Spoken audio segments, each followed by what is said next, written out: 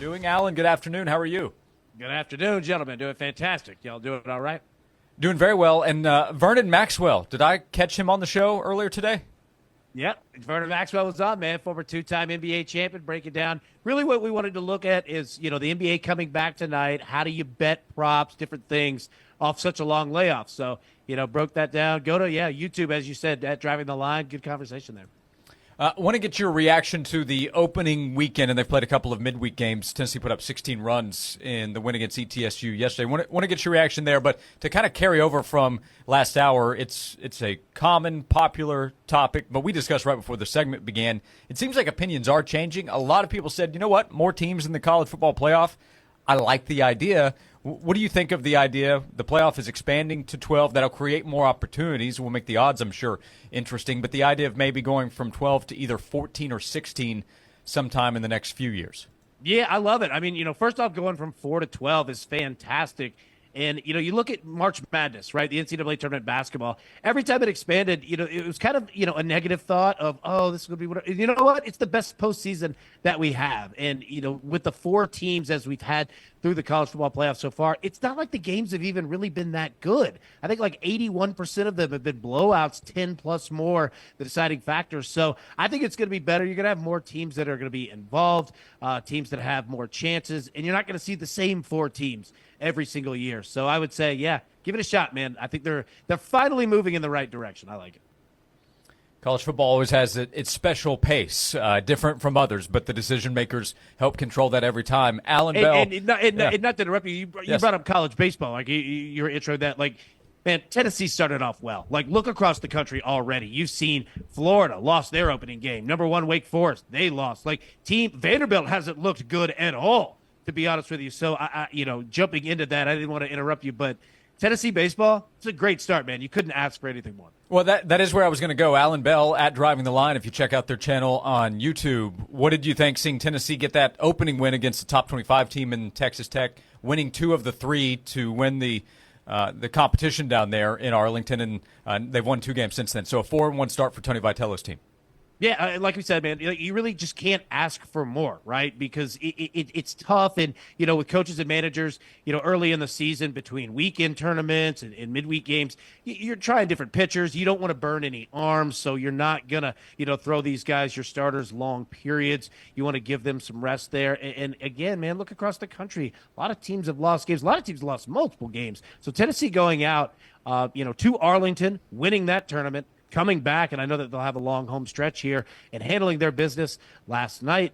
Yeah, man, like it's a great start. It could be so much worse, and you see it already across the top 25. So this is going to be one of the best teams in the country. Couldn't ask for a better start. Are you willing to put some coin on Tennessee going to the World Series? Are there some odds out there that's worth playing? Oh, absolutely, man. This team, seriously, they are going to be one of the best in the country. They can pitch, they can hit, they can field. They've got young guys, they've got veterans, they've got people that have been there. And Tony Vitello is one of the best coaches in the country, 100%. Yes, and you look at, really the odds at the top of the board there, you're going to see Wake Forest, Florida, LSU, Arkansas, Tennessee, kind of the upper echelon, not only in the SEC, but across the country. So 100%. Now, we're a long way away from it, and it's a long postseason once we even get there. But, yeah, man, Tennessee can play with anybody. They showed that. Came right out against Texas Tech. That's one of the better teams in the country. The Vols handled their business. Allan, you're in the mid-state. You mentioned Vanderbilt. What's the mood around Vanderbilt baseball, which has been one of the top programs in the country consistently under Tim Corbin? What's the mood there at the start of the season with Vandy? Yeah, that Vitello's taking their recruits. That's the mood right there, is that Tennessee has been just banging out these, look, I mean, what Vanderbilt has done is kind of, in football, what you see like Nick Saban. He'll own the state of Alabama, and then he'll go pick and choose across the country 4 or 5-star kids that he wants. That's really what Corbin had did forever with Vanderbilt. Vitello isn't letting him do that now. He's getting top recruits, not only in the state, but across the country as well. I mean, don't get me wrong. Vanderbilt is going to be in the top 25 all season long, and Tim Corbin, one of the best, coaches ever in the history of college baseball. But, buddy, they're looking up at Tennessee. Tennessee owns this state in baseball right now. Allan Bell with us here on Josh and Swain. How do you feel about Tennessee's basketball chances in the postseason? A lot of Tennessee fans just rather not get excited, rather not get their hopes up because they feel like Tennessee's going to lose in the first weekend or not reach the Sweet 16 or Elite Eight. Do you feel good about Tennessee's chances this year? Yeah. Sorry, I didn't mean to interrupt you right there. That attitude is there, in regards to Rick Barnes. Excellent regular season, good at the conference tournament, get to the postseason. Yeah, it's been there. And I think it's valid, right? I think any fans that feel that way, I don't think that you're wrong.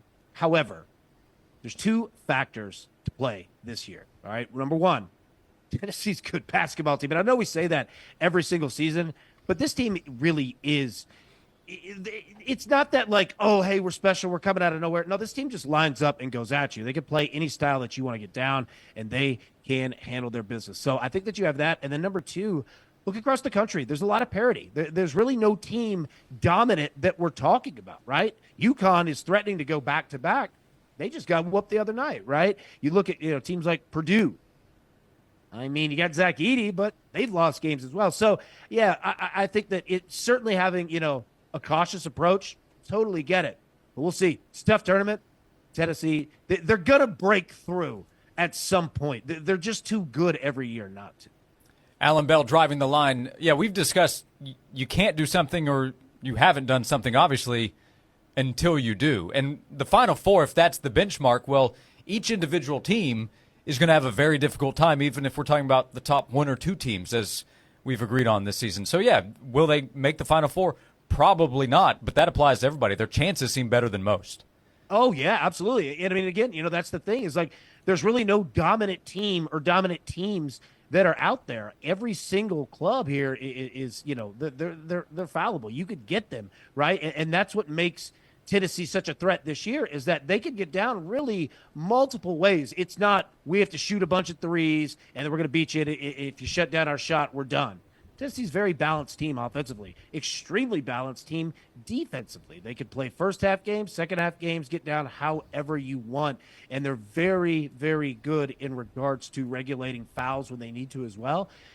This might not be the most talented, spectacular Tennessee team that we've ever seen, but that's kind of what you want, is a team that is just very balanced, quiet, comes in, handles their business. They almost play more like a professional team. This is a really good squad that Barnes has.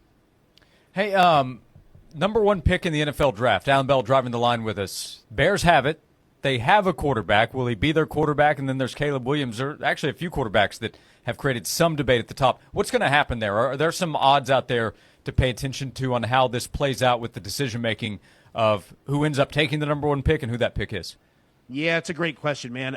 And you also have to play into factor head coach status, front office status, right? Like, are they going to have the trust to blow this thing up if they want to? And quite frankly, I don't think that they do. If they get a great offer for Justin Fields so that they can go get a Caleb Williams, yeah, they probably do it. Are they going to get that offer? I don't know.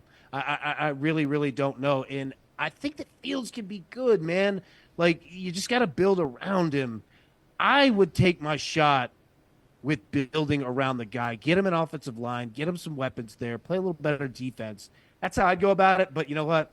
I'm also not a GM. So we'll see how they do it. But I would say that they keep him and draft elsewhere. Bears fan Jason Swain, what do you think? I get both sides of it. I really do.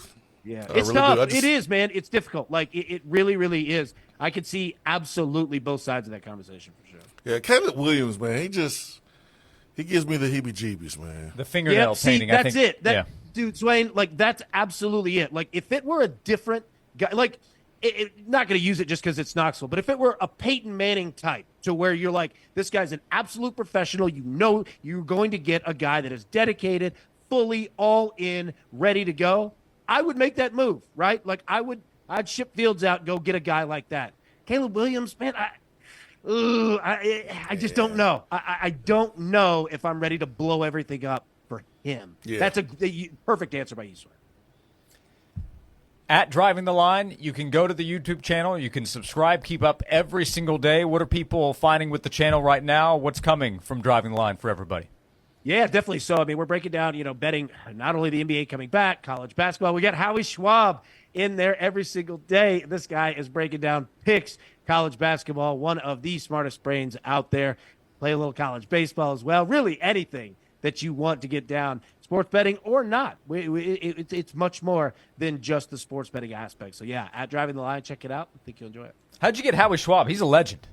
He is, man. Look, nobody was calling him, right? And the coach, Jonathan Coachman, he knew him from his days at ESPN. And I was like, dude, reach out to him, text him, call him, see if he'd be interested. And Howie was like, thank God, man, I just want to talk ball. So it really worked out that way. So that's kind of a life lesson. You know what? You never know what'll happen if you take a chance, take a shot at something. Somebody might say yes. I love it. At Driving the Line, stop by, subscribe. You'll be entertained by the channel as well and learn a thing or two as well. Allan Bell, thanks for the time as always. We appreciate it, and we'll talk to you again soon.